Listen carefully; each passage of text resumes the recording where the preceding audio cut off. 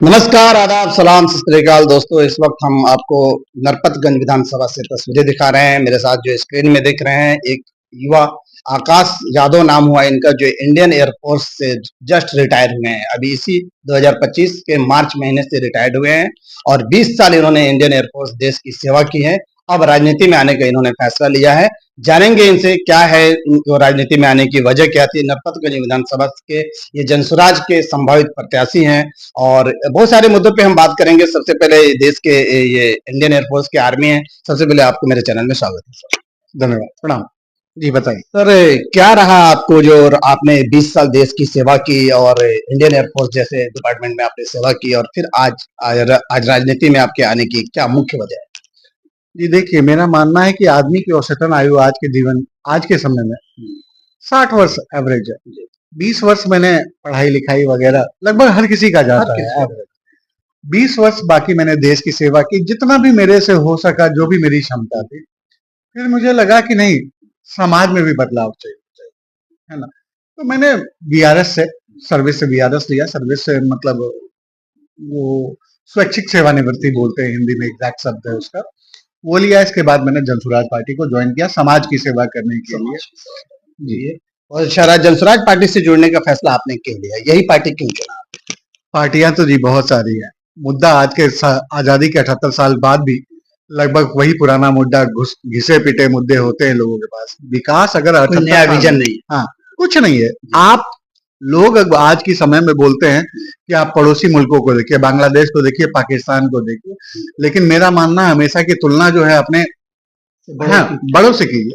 जैसे भारत आजाद हुआ 15 अगस्त 1947 को, लेकिन जापान आजाद हुआ 1948 में, है ना।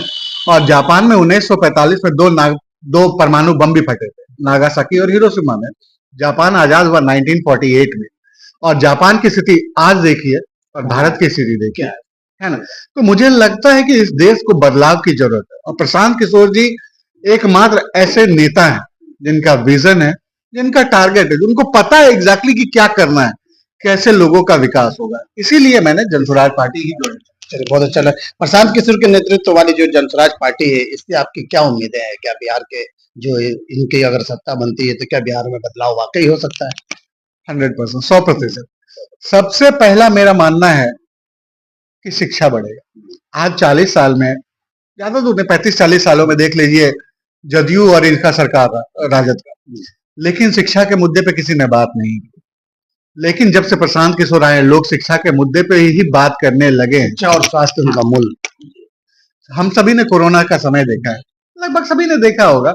नरपतगंज या फिर हमारे आसपास के क्षेत्र में, बिहार के किसी भी अस्पताल में, मतलब आसपास में जो छोटे मोटे रूरल एरिया है, आप 100 आदमी को एकोमोडेट नहीं कर सकते, 100 रोगियों को एक साथ। तो ये विकास कहाँ गया भाई, है ना। हम ये ऐसा नहीं कि मैं किसी नेता, किसी सरकार से भीख मांग रहा हूं। ये हमारा अधिकार है, ये हमारा अधिकार है। आप हम पे कर रहे हैं, मतलब अगर आपने कह रहे हैं कि मैंने नाला बना दिया, रोड बना दिया, अस्पताल बना दिया, सड़क, ये आप कर रहे हैं, अपने घर से नहीं कर रहे। मैंने आपको चुना इस चीज के लिए, हमारे पैसों से, हमारे टैक्स के पैसों से। जी, टैक्स के पैसों से कर रहे हैं, लेकिन ये मेरा अधिकार। आप मेरे ऊपर एहसान नहीं कर रहे हैं ना, और आपने ये भी अभी तक नहीं किया है।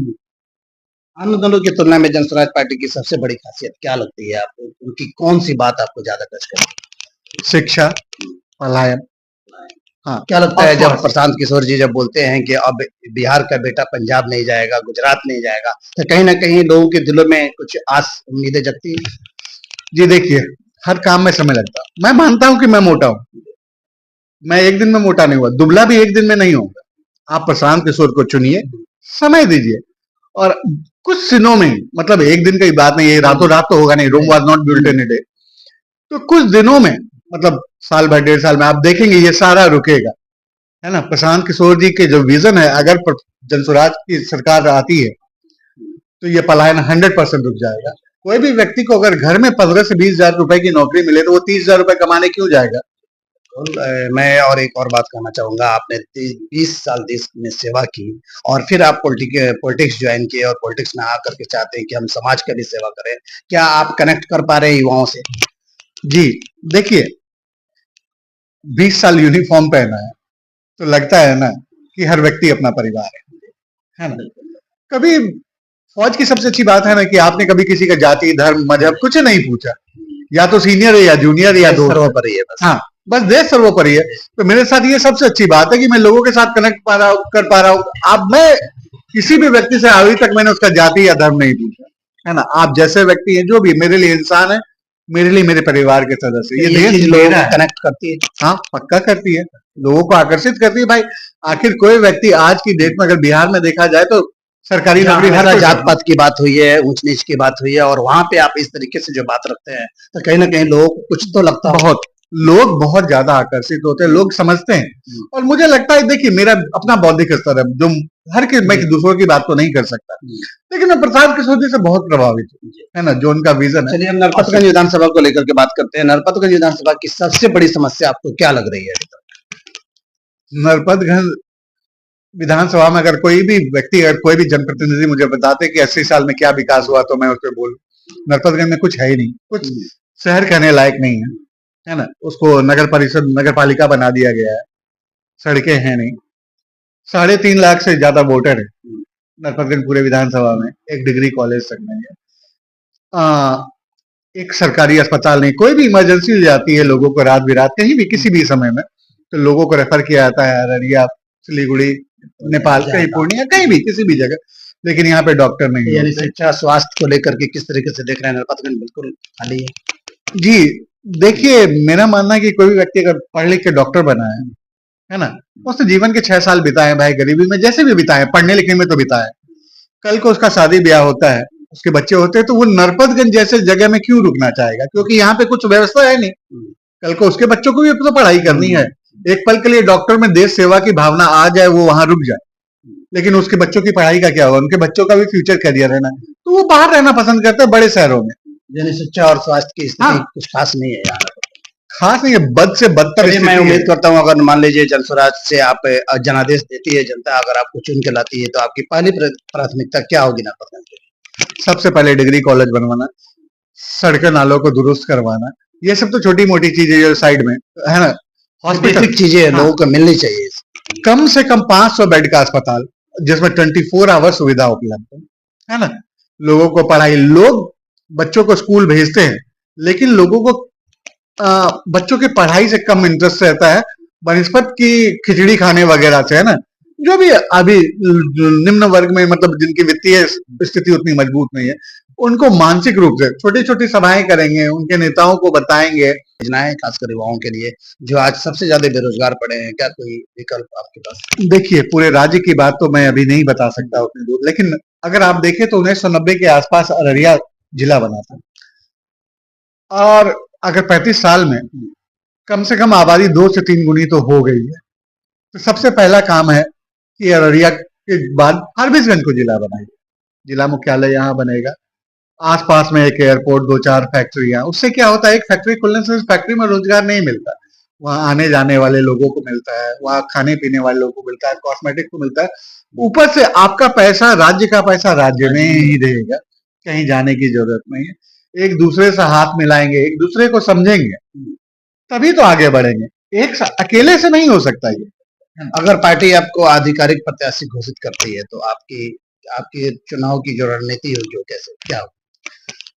जी देखिए, मैं एकदम मतलब राजनीति समझता हूँ, और मुझे लगता है कि अच्छाई से बड़ी कोई चीज नहीं हो सकती, है ना। मैं ये नहीं बोलता कि मैं बहुत अच्छा आदमी हूँ, बहुत बड़ा विद्वान हूँ, कुछ नहीं। छोटी सी रणनीति है मेरी।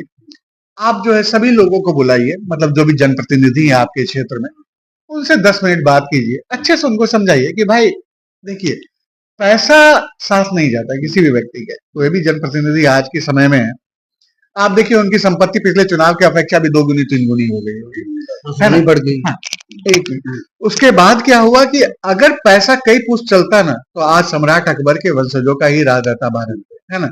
जबकि बहादुर जो जफर जो थे, लास्ट मुगल एम्परर, उनका राज जो था ना, चांदनी चौक से पालम तक ही था। तो जब उतने बड़े बड़े सम्राटों का निकला, आपका पैसा नहीं चलेगा, पैसा कहीं नहीं जाता। रहा बात सर्टेन एज के बाद, आप ये नहीं खा सकते, वो नहीं खा सकते, डॉक्टर का बहुत, तो पैसे का लिमिटेड वक्त तक आप उसका सोचो, तो पैसे का करोगे क्या? जमा कर करके देखने से उसको कोई फायदा नहीं है। सब चीज प्रशांत किशोर जी की क्या है, एक सोच ही है, बस एक सोच है। बस उस सोच को हम लोग साथ में अगर एक आम व्यक्ति अच्छी सलाह देता है तो उसको मानने में क्या बुराई है, भले ही वो राजनीति से जुड़ा हो। आम जनता से जुड़ने के लिए आपके पास क्या रास्ता है, मतलब किस तरीके से आप जुड़ना चाहते हैं? अभी तो फिलहाल मैं घर घर जा रहा हूँ, लोगों से मिल रहा हूँ, छोटी छोटी सभाएं कर रहा हूँ। हाँ, मैं चाहता हूँ कि सबका विकास हो, सबको जो भी जो प्रशांत किशोर जी का 5 पॉइंट्स है अभी, वो सारी चीजें लोगों को डिटेल में बताना, ताकि धीरे धीरे है ना एक समय हम लोग अच्छे से विकास कर सकें। राजनीति में आने पर आपके परिवार और समाज का क्या रुख है? मतलब आप तो एक देश की सेवा करते थे और अचानक से आप राजनीति में कूद गए, तो क्या रिएक्शन है परिवार? सच बताऊं ना तो मेरे जितने भी ब्लड रिलेटिव्स हैं, जो मेरे जिनसे मेरे रिश्ते हैं, सब मुझे गाली दे रहे हैं, बोलते हैं अरे अच्छा खासा नौकरी छोड़ के चला है। लेकिन मुझे लगता है ये सेवा की, हाँ, समाज की सेवा की, समाज की सेवा नहीं, ये समाज, ये मेरा घर है जी, है ना। परिवार। और अगर इसको मैं नहीं सुधारूंगा, आप लोगों ने इतने साल में मौका मिला, आप लोगों ने नहीं सुधारा, मैं नहीं सुधारूंगा तो कौन सुधारेगा? मुझे मौका दीजिए, मैं सुधारूंगा। मैं बोलता हूँ आज सदर रोड है फार्मेसी का सबसे मेन रोड, मैं जब पैदा हुआ था तब भी वहां पे एक सिन्हा टेलर्स हुआ करता था, तब भी घुटने के बल पानी लगता था। आज कल भी 15 मिनट बारिश हुई तब भी बारिश, 40 सालों में लोगों के पास इसका इलाज नहीं मिला। आखिरी सवाल मेरा, आपको किस नेता से सबसे ज्यादा प्रेरणा मिली, जिनको अगर इसको आप मॉडल मानते हैं? फिलहाल अभी अगर प्रेजेंट में देखा जाए तो प्रशांत किशोर। हाँ,